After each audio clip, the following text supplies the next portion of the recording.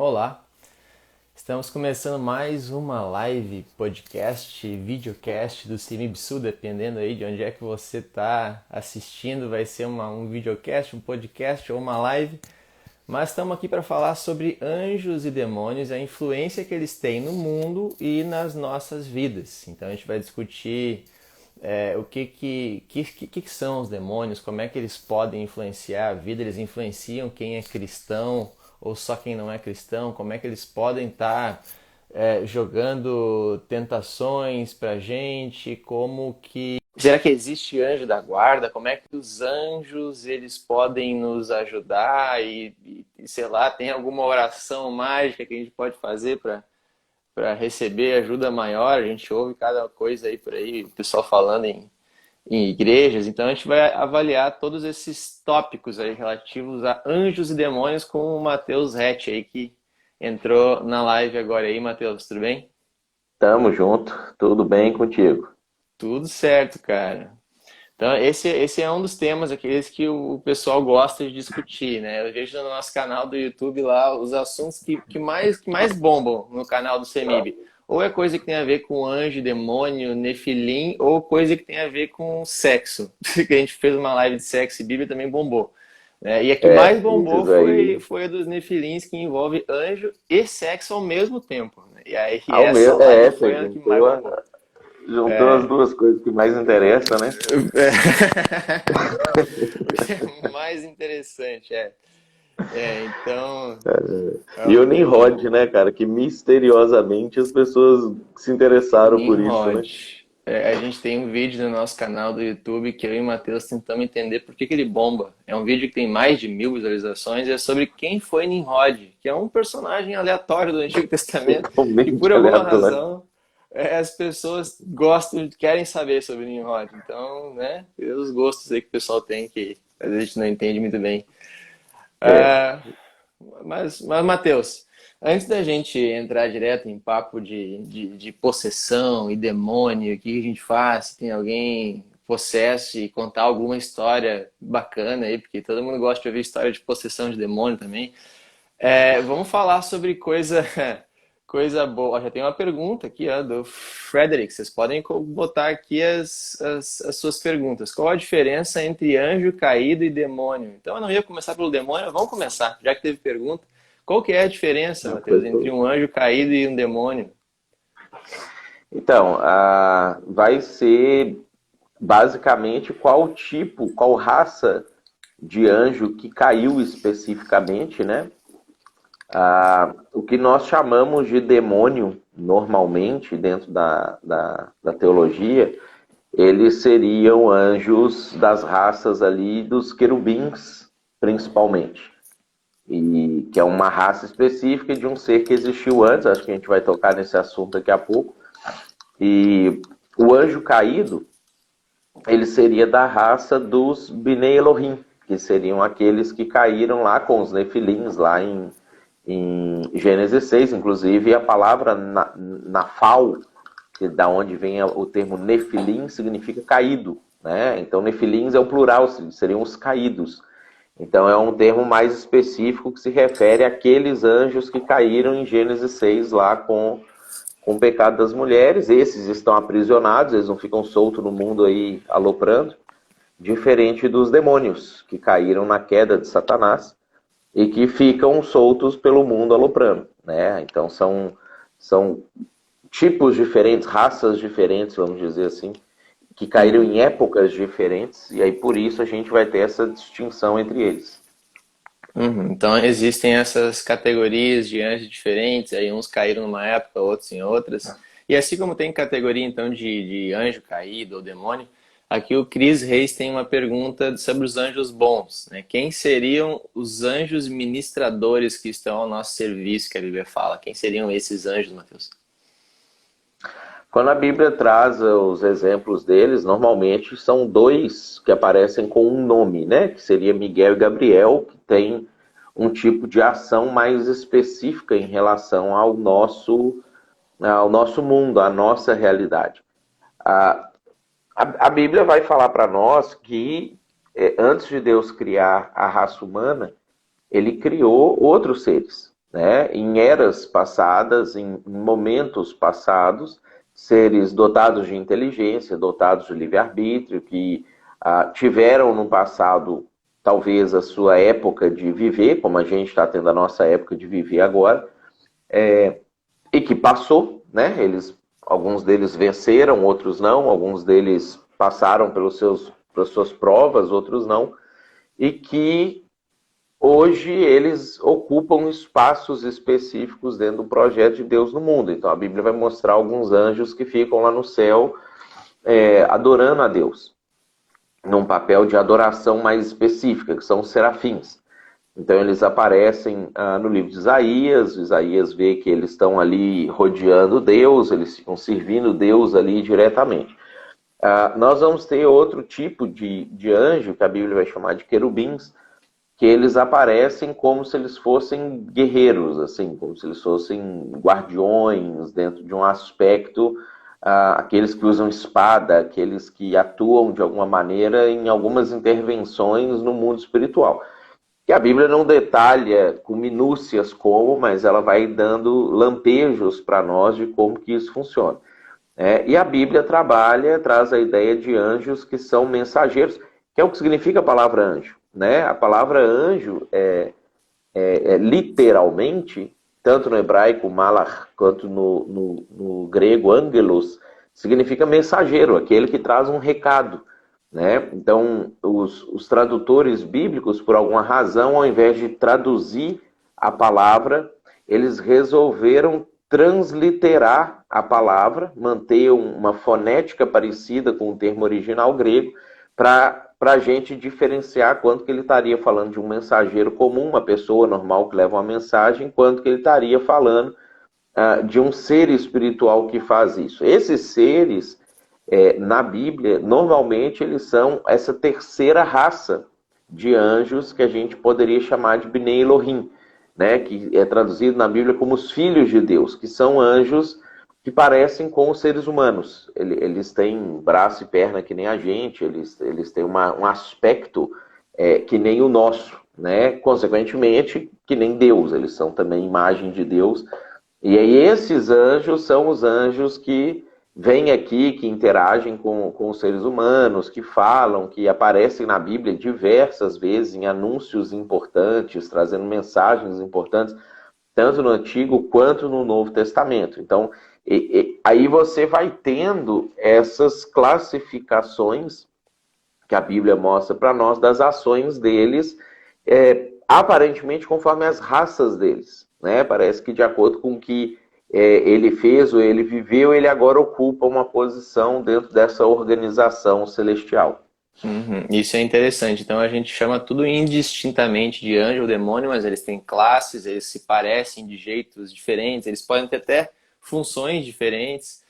Isso é interessante. E aí o Friedrich aqui estava comentando sobre a origem dos demônios, né? Tem várias teorias, assim, tipo, eu ouvi uma que os demônios, como eles parecem ser uns seres meio chulos, assim, quando eles estão manifestando em alguém, eles na verdade não seriam um anjo, porque o anjo é um ser nobre. Eles seriam o espírito desencarnado dos nefilins, que são aqueles seres que nasceram da relação sexual entre anjos e mulheres ali em Gênesis 6, que estão circulando aqui na Terra, que não tem para onde ir. Aí eu já vi uma teoria dessas.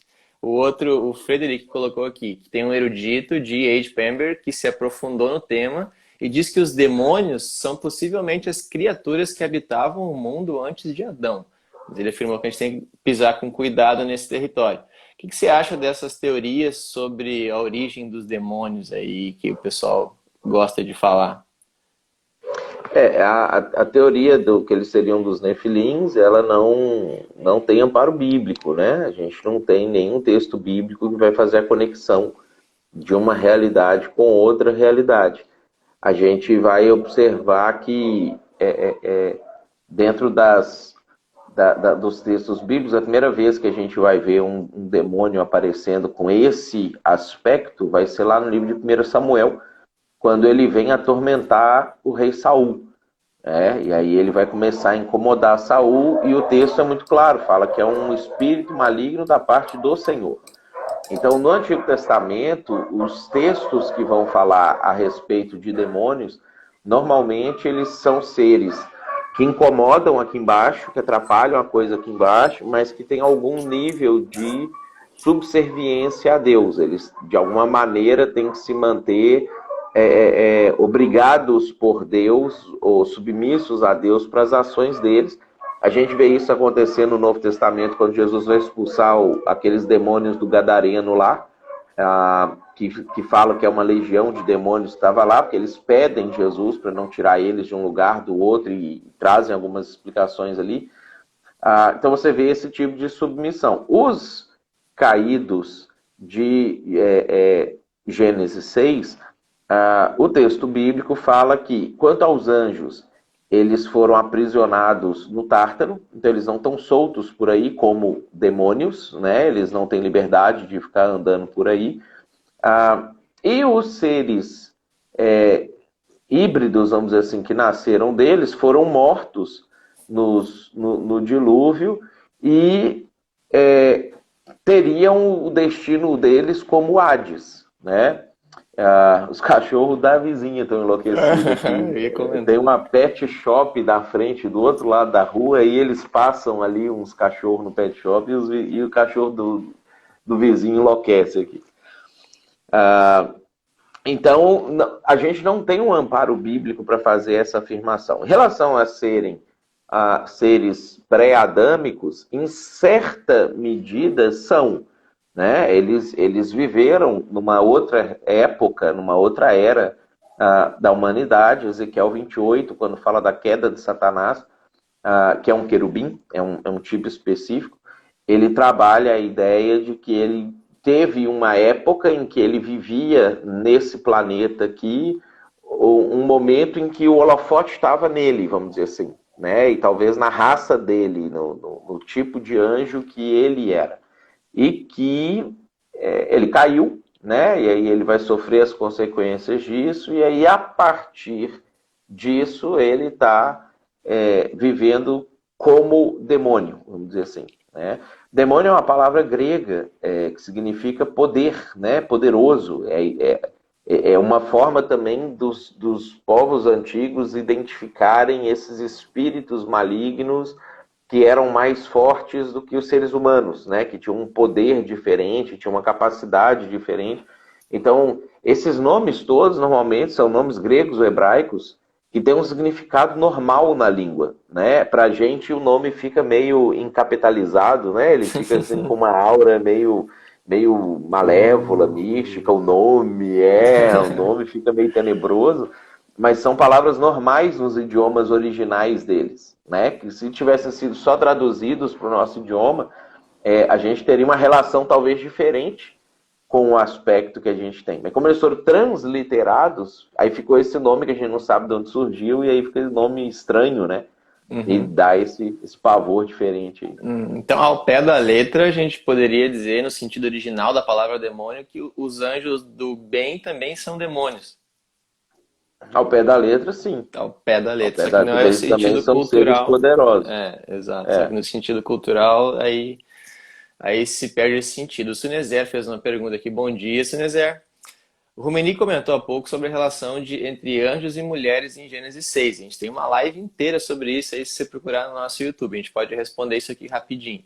Isso realmente aconteceu ou é uma especulação? Tem um monte de gente que fica desconfortável com esse tema de Gênesis 6, em que anjos teriam caído e aí teriam tido relações sexuais com mulheres e os filhos deles seriam uma raça híbrida entre anjos e mulheres. E o pessoal, isso aí é muita loucura.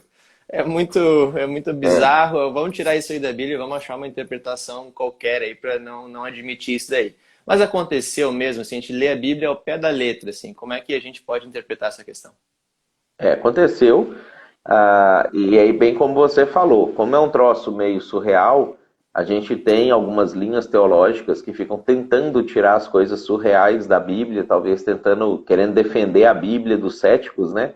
Para falar para os céticos assim, não, a Bíblia não é tão surreal assim, isso é só simbólico e não sei o que. É mais uma reação para pessoas que descreem, né? E aí ficam tentando adequar todos os textos bíblicos há uma perspectiva humanista e simplista, né? Uma perspectiva extremamente limitada, daquela que o Jó e os amigos dele estavam caindo nela quando Deus e o Satanás estavam lá disputando a respeito se o Jó ia pecar ou não, e eles estavam embaixo especulando sobre o que estava acontecendo com o Jó.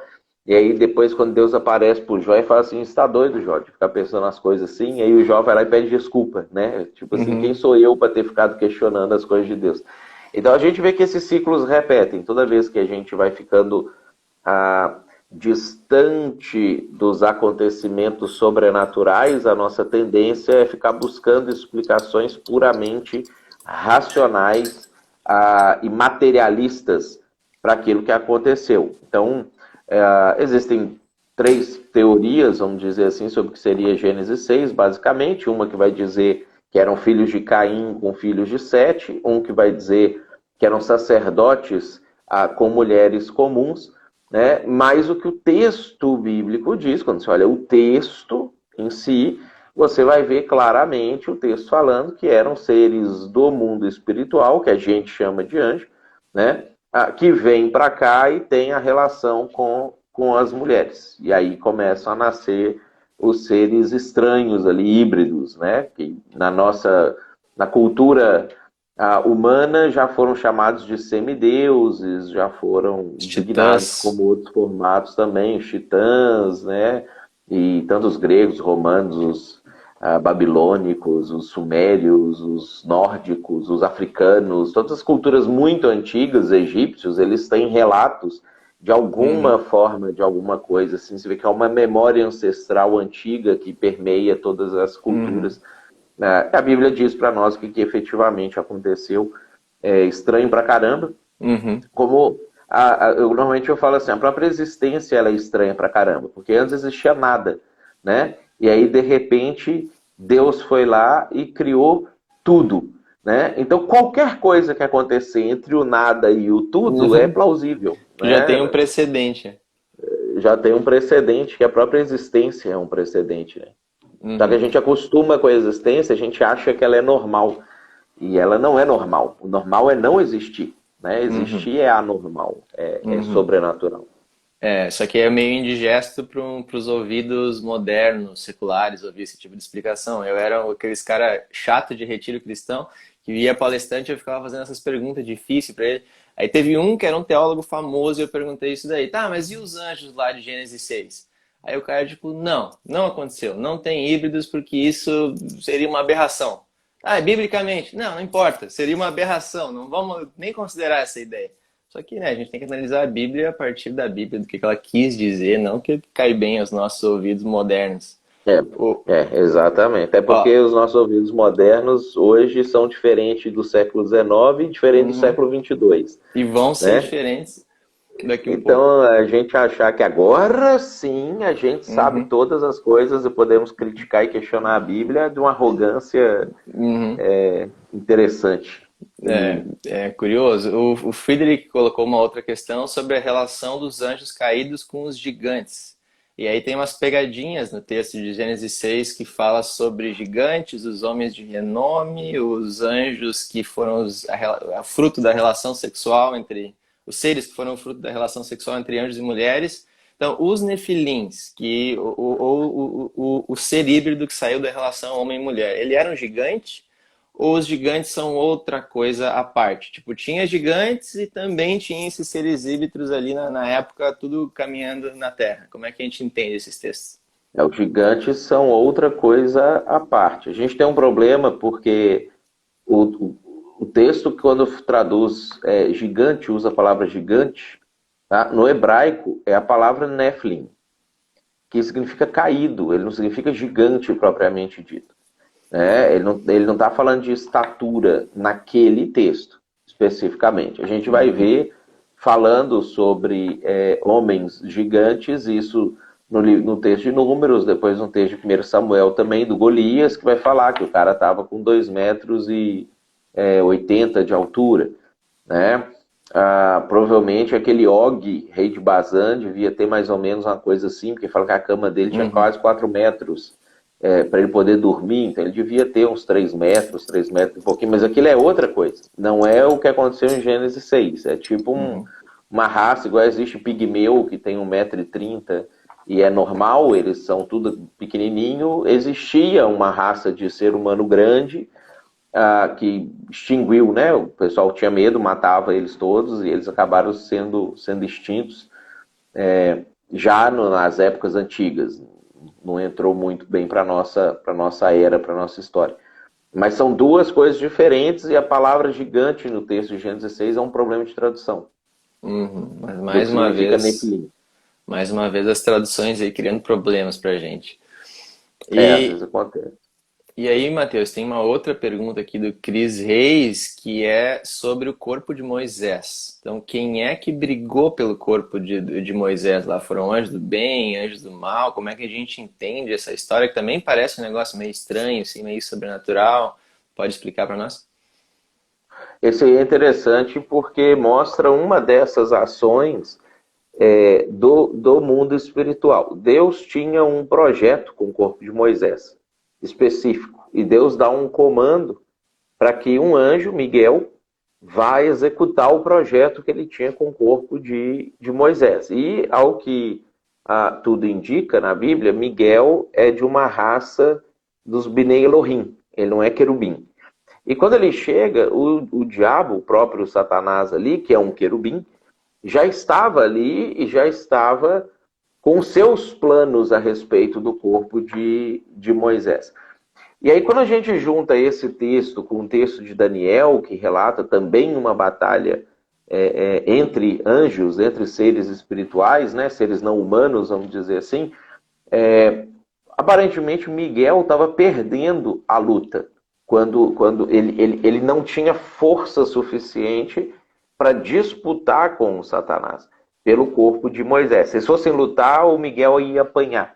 E aí o Judas ele ressalta a ideia de que quando ele chegou lá, ele respeita a hierarquia que existe, mesmo o Satanás sendo um anjo maligno, né, um demônio, ele respeita a hierarquia que existe e ele invoca o nome de Deus para poder pegar o corpo de Moisés.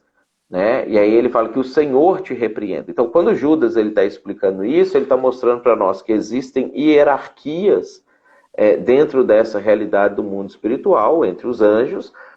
Essas hierarquias são respeitadas, de alguma maneira tem anjo que apanha para demônio, né? E que quando eles estão em missão de Deus, o que vai, vamos dizer assim, refletir na autoridade ali da ação do que ele está fazendo, não é o poder dele, é o próprio Deus. Pelo poder dele, ele poderia apanhar, né? Que é o caso de seres humanos também. Atos relata uma história de 7 filhos de Seva, de um sacerdote judeu que existia na época, que viu Paulo em uma ação de exorcismo ali com algumas pessoas que tinham demônios, que eles vão praticar o exorcismo e eles apanham do cara Uma tunda dos endemoniado. demônios. Né? Toma a tunda dos demônios. É um cara sozinho com um monte de demônio, e aí 7 homens apanham, porque os demônios viram para ele e falam assim: ó, eu sei quem que é Jesus, eu sei quem que é Paulo, mas quem são vocês?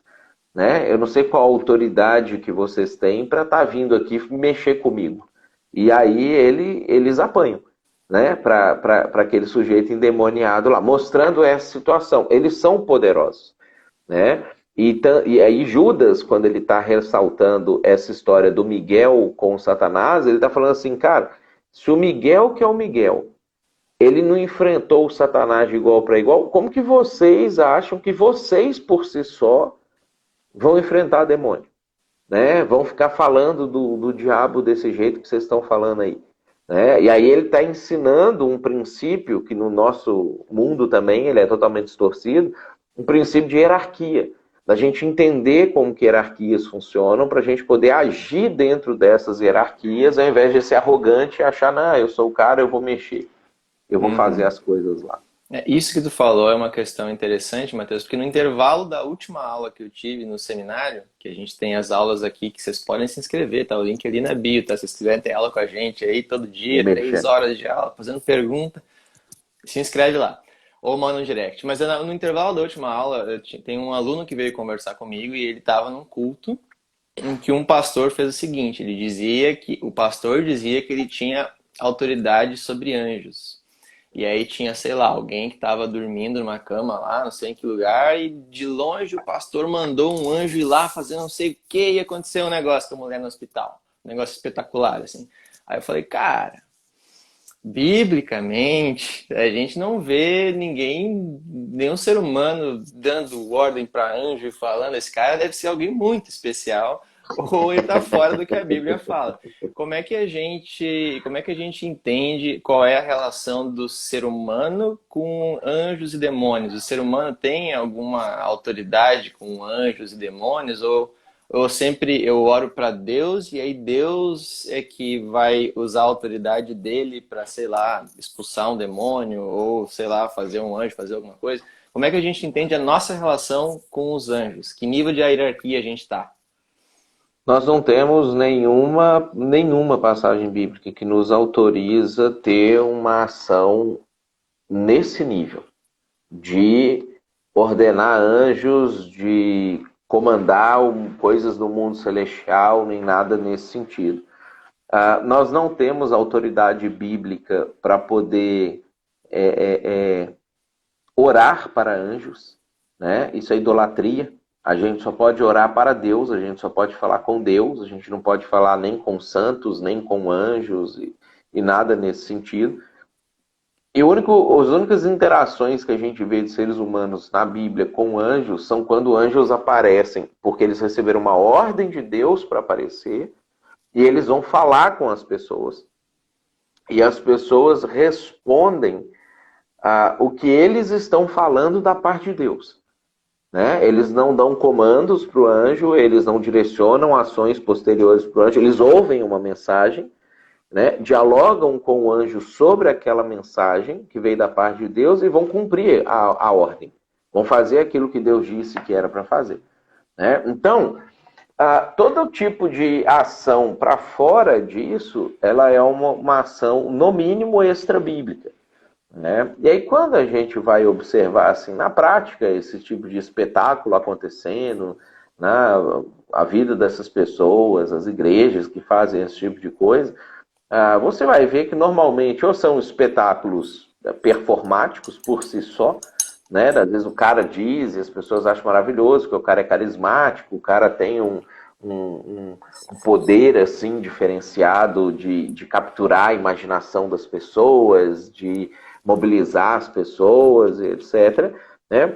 Ou a gente vê isso acontecendo, tem um monte de relatos já sobre isso, e hoje com a internet é muito fácil, pessoas que são pagas para poder fingir de endemoniadas dentro de igrejas, para poder performar teatralmente, para poder, a partir disso, simular que aquele cara tem um poder sobre aquele sujeito e não sei o quê. E aí você vai vendo os padrõezinhos de coisas acontecendo, né? O negócio de amarrar a pessoa ficar com a mãozinha para trás, e coisas nesse sentido, que é fruto de uma teologia da metade do século XX para cá. E aí você vai vendo que as igrejas vão repetindo, vão copiando as coisas. Porque eles não entenderam que o texto bíblico quis dizer, com essa ideia de amarrar demônio, de não sei o quê. Aí eles criaram uma coisa na imaginação delas, depois eles replicam esse tipo de situação. E aí a gente tem que tomar cuidado com isso, porque é no mínimo extra-bíblico e muitas antibíblicas, né? Dessas práticas, dessas afirmações e etc.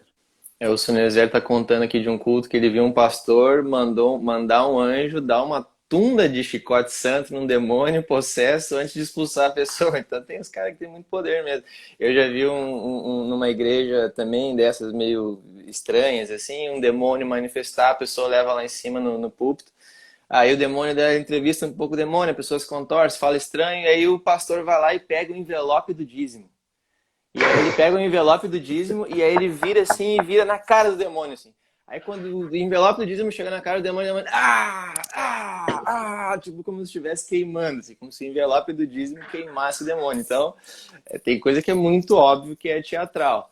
Mas tem vezes em que a gente não pode se tornar cético. Possessões demoníacas, elas existem, né? E são reais. Então, tu tem algum caso em que tu teve que fazer um exorcismo em alguma vez na tua vida aí de pastor? E tu pode contar como é que foi e quais são os princípios para a gente fazer isso quando precisar? A gente, duas situações assim Eu quero ouvir a mais história, tá, nítidas, Matheus? mais nítidas. A gente teve uma com uma pessoa que já tinha um histórico anterior de trabalhar com umbanda, candomblé, eu não sei exatamente qual das duas, mas uma dessas que incorpora, que a pessoa invoca espíritos, Uhum. incorpora.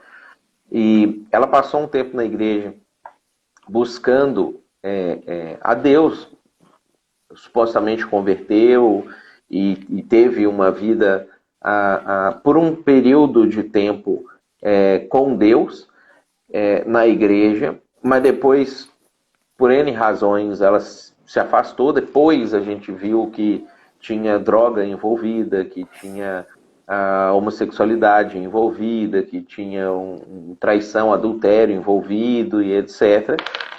E aí, quando isso aconteceu, a pessoa ela foi meio que retornando para aquela condição anterior dela. E aí a gente estava em uma reunião da igreja, tratando de uma situação específica sobre que envolvia a vida da pessoa, né? E ela se levantou assim repentinamente da reunião, saiu de dentro do salão da igreja e caiu do lado de fora, possessa, né? E aí caiu no chão, e começou a gritar, meio que urrar assim, gemer e trancada, e transtornando, assim, você vê que a pessoa tinha transtornado completamente. Uma situação um pouco parecida com uma das cenas dos evangelhos, quando um rapaz caía espumando, caía epilético, né? Que eles confundiram até com uma situação de epilepsia. E aí ela ficava caída e urrando, e a gente hoje em dia sabe a diferença, claro, que é um ataque de epilepsia, né? Como que a pessoa fica, que dá um curto-circuito no cérebro e ela começa a tremer, e os procedimentos que você fazer, e aquilo ali claramente não era uma epilepsia. Então, a gente parou, ajoelhou ali, ela estava caída no chão, ajoelhou do lado dela, né? E aquilo que a gente vê é a Bíblia fazendo, né? Que em nome de Jesus o demônio saísse da pessoa, libertasse a pessoa, deixasse a pessoa. Então, durou ali talvez uns 30, 40 segundos essa situação de dar o comando para que o demônio saísse em nome de Jesus. E de repente a pessoa relaxou assim no chão e recobrou a consciência. E aí começou a chorar. E aí ela lembrava do que tinha acontecido antes, lembrava do incômodo e não lembrava do momento que ela se levantou na reunião e do momento que ela caiu e como que ela tinha ido parar ali. Né? Aí, nesse momento, a gente conversou com ela, e foi quando ela confessou que ela tinha voltado a algumas práticas, que ela tinha se afastado de Deus efetivamente, não sei o quê. Né? Conversamos com ela sobre aquilo que a Bíblia diz, que se ela que ela tinha uma oportunidade de voltar para Deus, mas se ela não fizesse isso, a vida dela ia piorar, a condição de vida dela ia piorar, porque ela estaria dizendo para o demônio, sim, eu quero ficar contigo e não com Jesus.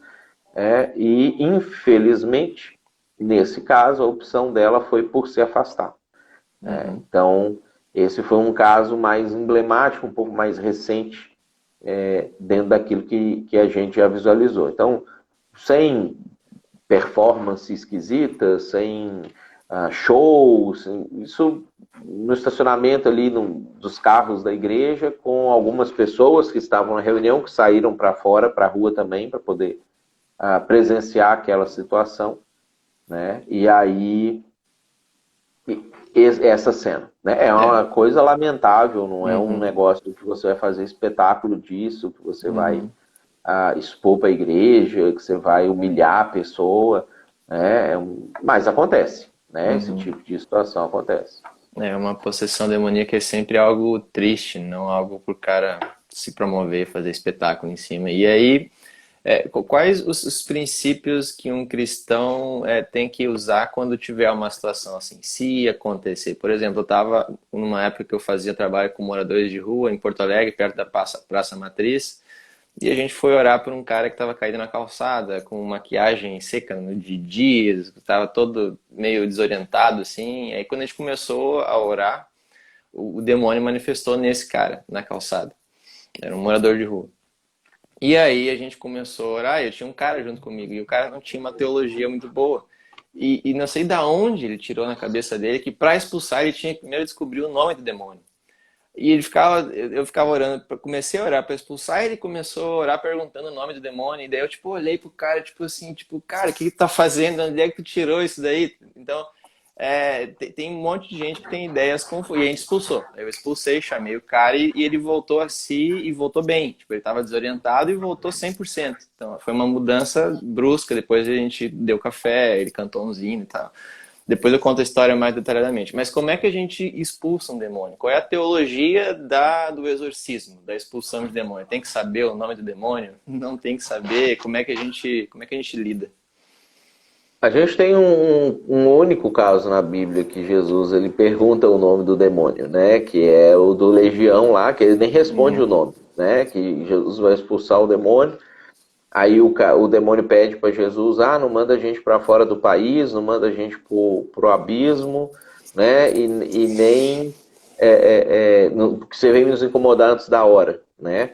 Aí Jesus, quando eles falam isso para ele, Jesus pergunta para eles assim, tá, qual que é o seu nome?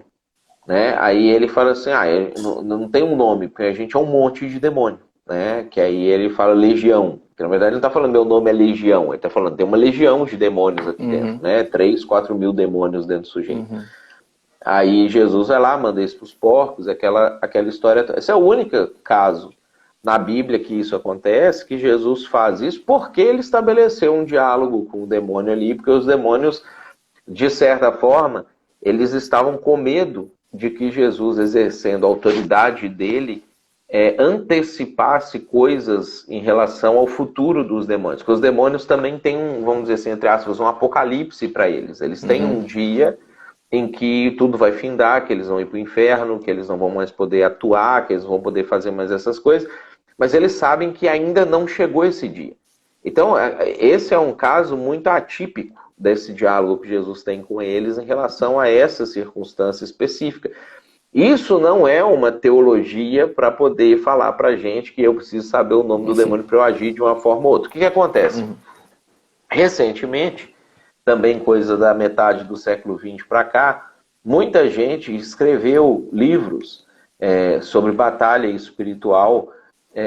Rebecca Brown é uma das mais famosas, mas a gente tem Frank Perretti, a gente tem aqui no Brasil Daniel Mastral, né, e muitos outros que escreveram livros sobre batalha espiritual e que começaram a trazer essas ideias de que você tem que saber qual que é a classe do demônio, o nome do demônio, o tipo do demônio, porque dependendo é um ritual diferente, é uma forma diferente que você vai fazer a partir da sua descoberta do nome dele. Eu acho engraçado porque assim, você imagina se nesse dia aí seu amigo ele falasse assim, meu nome é, sei lá, Abaddon.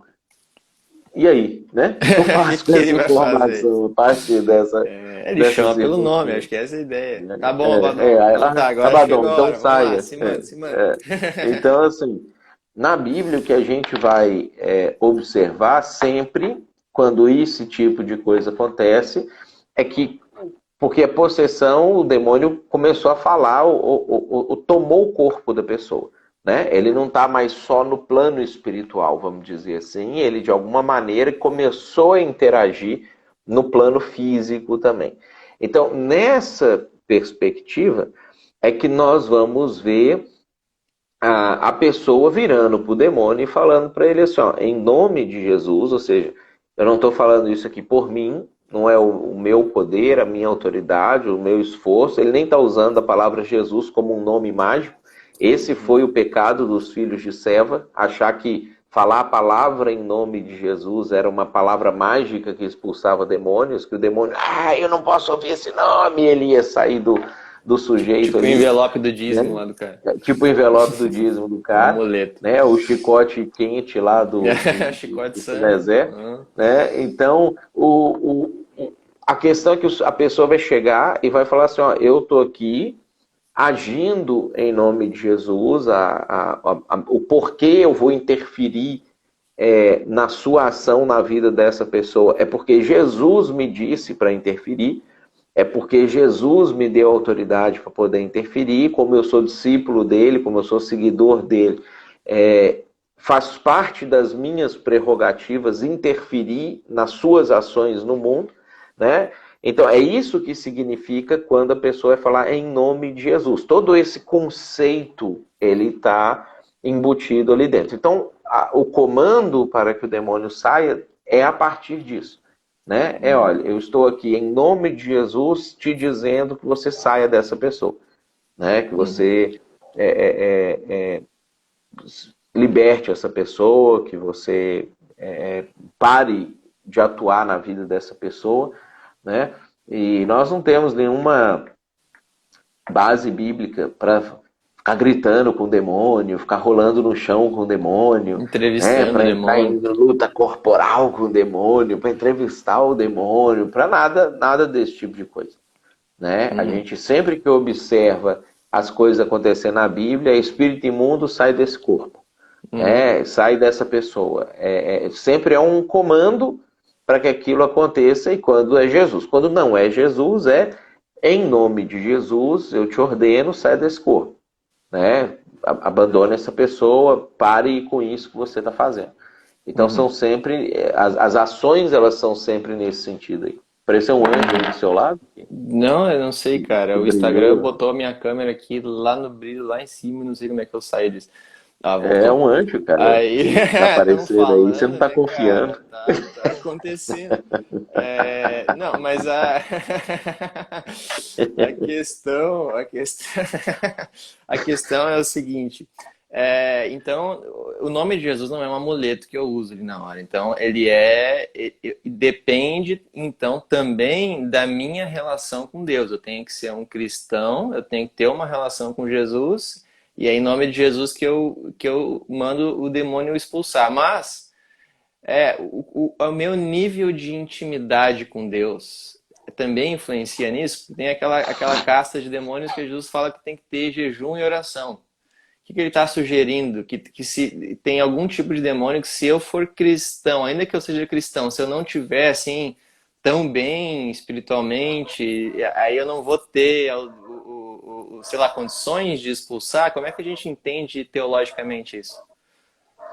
É a ideia, vamos dizer assim, daquela questão da autoridade, né? Da Uhum. percepção da autoridade da hierarquia. Se eu estou vivendo uma vida para mim, uma vida egoísta, uma vida como provavelmente os 7 filhos de Seva ali estavam vivendo, né? E como os discípulos de Jesus naquele momento estavam vivendo. Eles estão seguindo Jesus, mas eles estão preocupados com quem vai ser o maior, como é que eu vou ganhar alguma coisa com isso e não sei o quê. E aí a gente vai ver que num outro texto eles estavam relaxando nas disciplinas espirituais dele, né? E o anjo veio buscar o envelope, ó. Faz um pix aí para a igreja para não ficar faltando o Queimar o negócio. demônio. Então, assim, eles estavam relaxando espiritualmente. Eles estavam assim, Jesus está aí, Jesus está fazendo as coisas por nós. E começaram a entrar num estado de vamos viver nossa vida aqui normal, com Jesus, normal.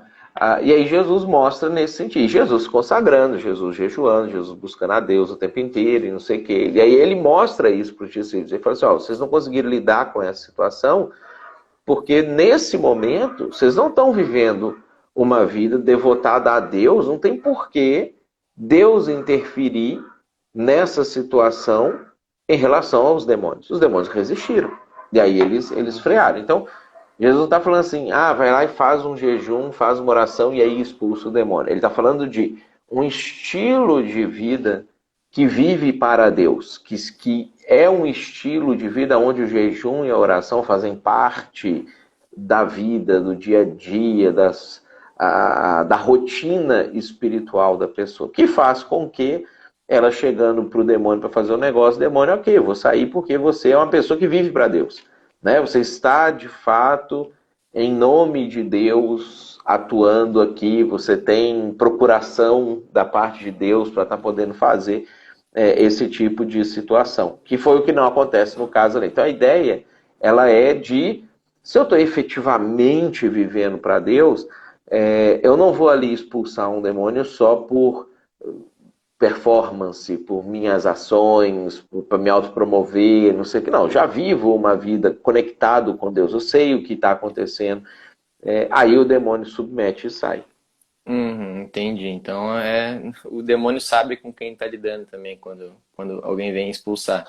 E aí tem uma outra questão, antes da gente voltar para algumas perguntas aqui que vocês podem lançar no chat, que é nesse mesmo caso de exorcismo que eu estava contando com um morador de rua ali em Porto Alegre. É, quando a gente estava ali no meio da oração, né, passava gente na calçada, e aí, tipo, gente que não é crente, sei lá, estudante universitário, que estava voltando da faculdade, caminhava pela calçada, chegava perto, teve um cara que chegou perto e falou assim, mas isso aí é um, sei lá, um ataque epilético, é alguma coisa, tem que levar ele pro hospital, e aí o cara que estava endemoniado deu naquela hora assim, e aí o cara ficou assim, e saiu caminhando na calçada com um passo rápido, assim.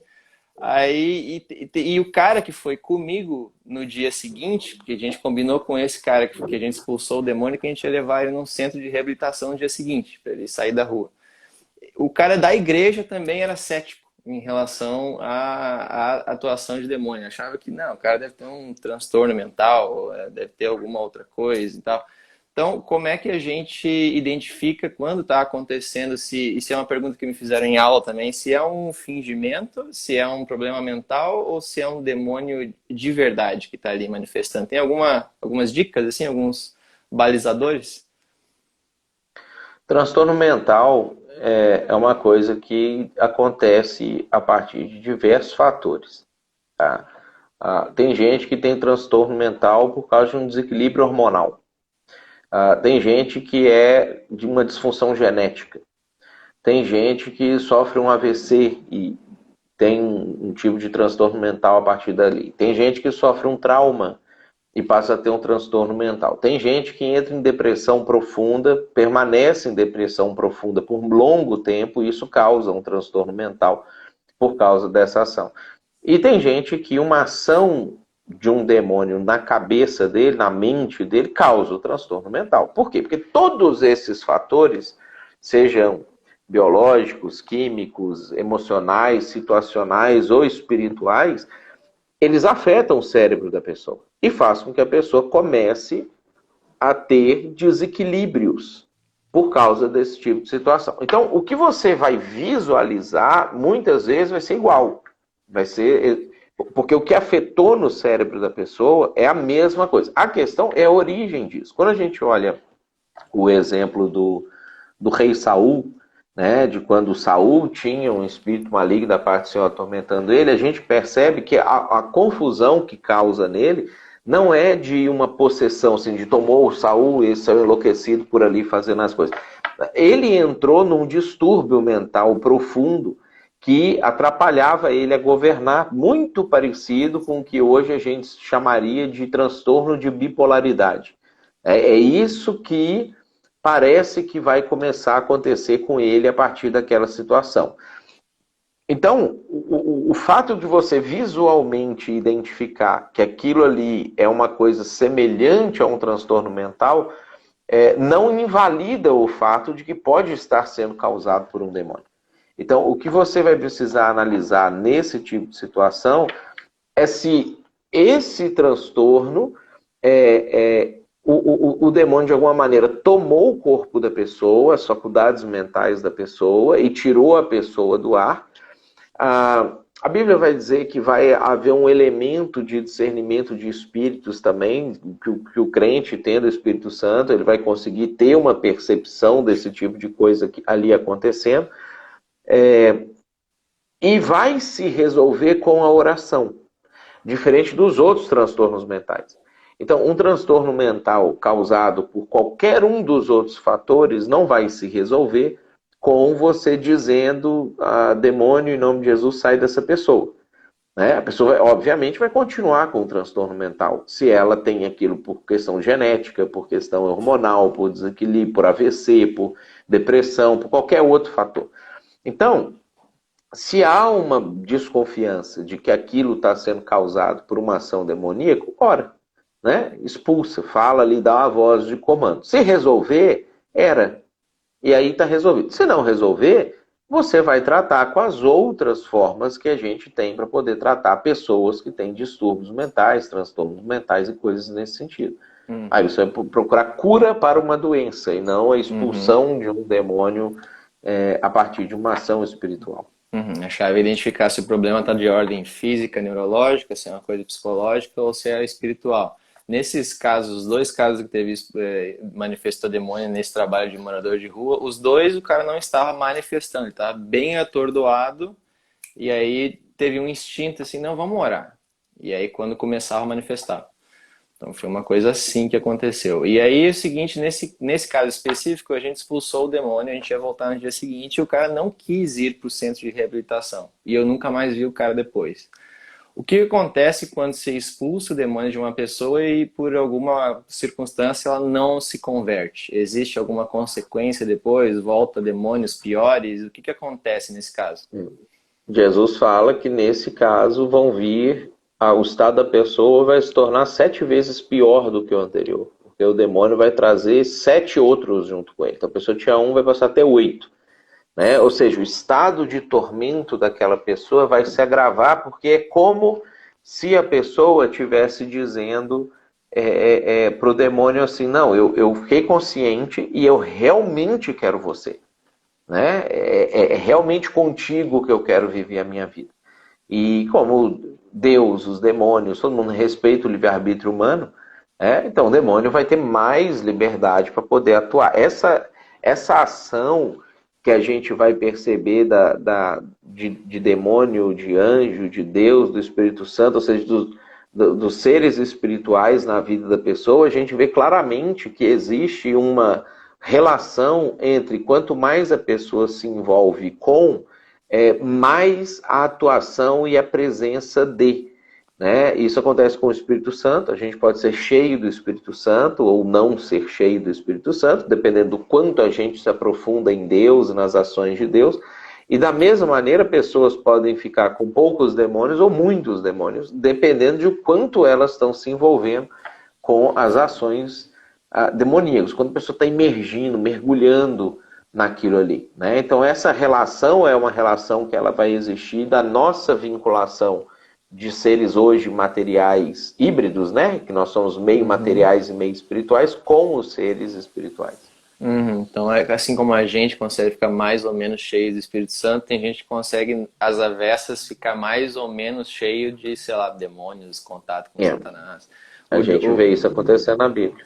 O Jonatas fala que tem gente que expulsa o demônio e depois pede para a pessoa falar o nome de Jesus, como se fosse uma confirmação de que o demônio saiu do corpo da pessoa. Isso aqui é alguma prática que a gente pode ter? Ou, enfim, é só uma ideia? Não, isso é uma interpretação errada do texto de 2ª e 3ª João. João estava combatendo uma seita na época que chamava gnosticismo.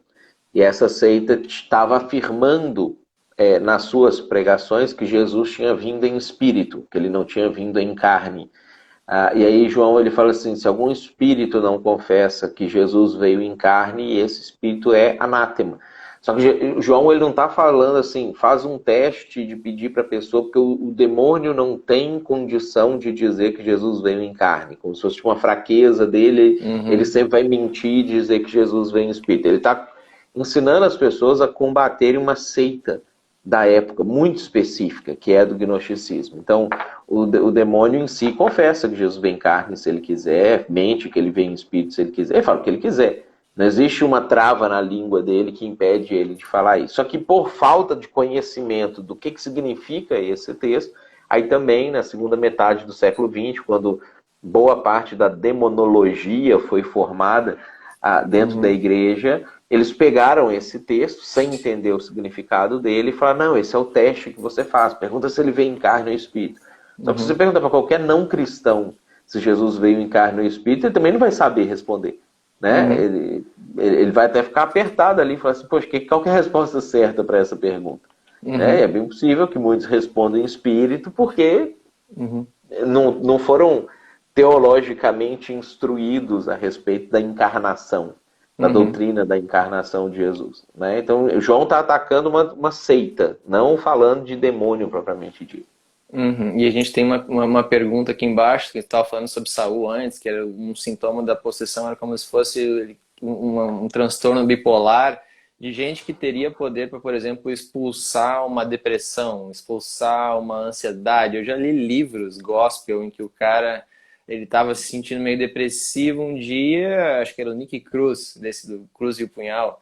Ele estava se sentindo depressivo e ele repreendeu a depressão que, sei lá, o demônio estava trazendo. E aí, enfim, a gente tem base bíblica para isso, de expulsar um demônio da depressão, ou a gente tem que buscar uma resolução mais psicológica? Como é que a gente entende?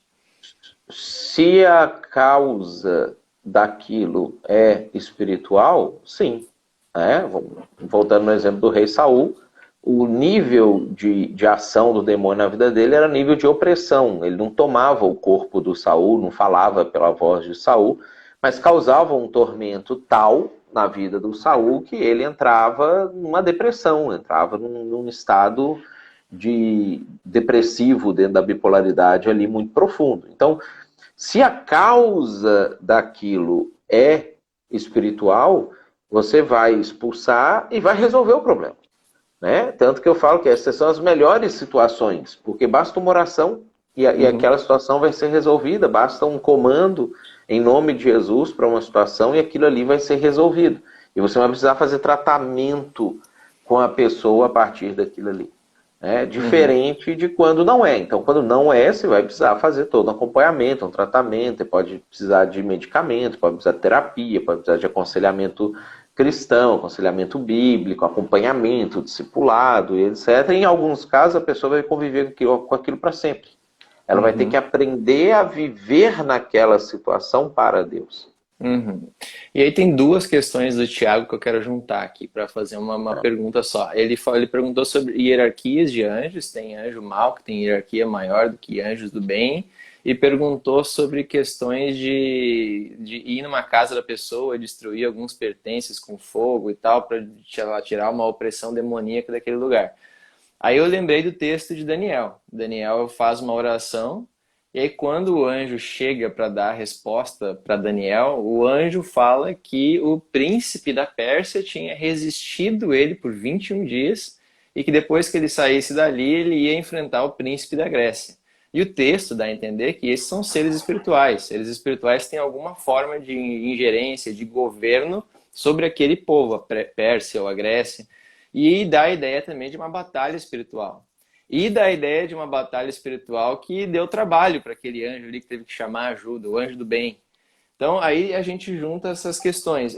Como é que a gente entende a questão de hierarquia angelical? Então, tem anjos do mal que têm mais poder que alguns anjos do bem. Tipo, tem anjos do bem que podem perder batalhas espirituais para anjos do mal. E existe anjos que têm do mal, ou seja, do bem ou do mal, que tem poder sobre uma região geográfica, tipo, ou uma nação, ou algum lugar, que daria margem para esses pessoal, que nem a pergunta aqui sei lá, expulsar o demônio da casa e queimar uns pertences, ou fazer uma oração para os demônios daquele bairro que eu vou evangelizar irem embora antes de eu ir lá evangelizar. Como é que a gente entende essa relação dos anjos e o nosso mundo, a política, a geografia, luta espiritual? Como é que a gente entende biblicamente? Paulo vai falar sobre isso em Efésios, né, quando ele fala que a nossa luta não é contra carne nem sangue, mas contra potestades, principados, dominadores desse mundo tenebroso, nas regiões celestiais e etc. Existem hierarquias em todos esses níveis, existem territórios repartidos, divididos também entre seres que vão dominar determinadas regiões, que vão influenciar determinados povos, determinadas culturas para um determinado rumo. E existe dentro dessa hierarquia, às vezes, porque quando houve a queda dos anjos ali junto com Satanás, caiu de tudo quanto é nível. né? Então, se você tinha um anjo nível C, que ficou fiel a Deus, mas um nível B que caiu com Satanás, ele ainda continua sendo mais poderoso do que esse aqui, né? E a gente vê que na Bíblia esse tipo de coisa vai ser mantido também, essas questões todas vão ser respeitadas, né? Inclusive Miguel é hierarquicamente inferior a Satanás, né? Por isso que é o maior de todos os anjos que existe hoje, porque o Satanás era o maior de todos na época, né? Inclusive uma das razões da queda foi essa aí, né? Então a gente vai ver que esse tipo de coisa vai se manter mesmo posteriormente. Uhum, entendi. A Matheus, eu gente tem que ir finalizando aqui que temos que finalizar, que acabou o tempo. É isso que eu ia tocar o nesse assunto agora, que tô mundo sem secular relógio está chamando. aqui, tem perguntas aqui. Então, essas perguntas aqui a gente pode retomar esse tema que a Pode gente ser não para segunda que esgotou vem. para Dá para anotar exatamente. tudo isso aí. Segunda que vem a gente retomar. Vamos fazer uma parte 2 e aí a gente retoma essas perguntas, essas questões, porque a gente tem que encerrar, porque né, o mundo secular aí tá rodando, tem que voltar para o trabalho. O mundo secular é terrível. Então, Matheus, muito obrigado pelo teu tempo, pela tua sabedoria Joia compartilhada. demais, tá, João? Obrigado ao pessoal aí que está assistindo, mandando perguntas. E inscreve lá no CEMIB se você gostou do nosso bate-papo, que daí vai ser 2 vezes por semana, você tirando todas as suas dúvidas E, sobre teologia, liderança. e eu acho que vale a pena anotar essas perguntas aí. Tem pergunta boa aí pra gente responder assim. Tem pergunta boa. Estou tentando printar elas aqui para a gente não perder, porque tem boas questões aqui. Então, ficamos por aqui hoje. E Ficamos quem por tem aqui. interesse, tem mais o nosso canal do YouTube, bota lá CEMIBSU no YouTube, a gente tem outras lives Grande sobre anjos, Sérgio. nefilins, então tem bastante conteúdo lá para você aprofundar se você gostou desse bate-papo aqui. Matheus, obrigado aí, Valeu. até a próxima. Abração pra vocês, Esther. Abraço, pessoal. Processar alguém aqui agora.